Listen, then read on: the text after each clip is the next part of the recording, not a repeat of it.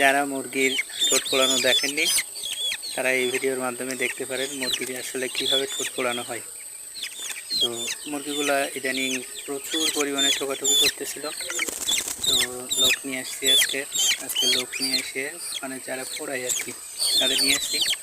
তো নিয়ে আসার পরে ওরা এখন পোড়াচ্ছে। তো আপনারা যারা দেখেননি তাদের দেখার উদ্দেশ্যে আমি ভিডিওটা করলাম। তো যারা দেখেননি মুরগির ঠোঁট পোড়ানো তারা দেখতে পারেন। তো দেখেন একজন ধরে দিচ্ছে, যে পোড়াচ্ছে তার কাছে ধরে দেওয়ার পরে তারপরে সে পোড়াচ্ছে, পোড়ায় তারপর ছেড়ে দিচ্ছে। দেখেন কতগুলো মুরগি, দেখেন সব কিভাবে রয়েছে। এদেরকে এক জায়গায় করতে হয়, এক জায়গায় করার পরে তারপর ওখান থেকে অল্প অল্প করে নিয়ে তারপরে পোড়ানো হয়। ভয় পাচ্ছে, প্রচুর ভয়, এদের প্রচুর ভয়।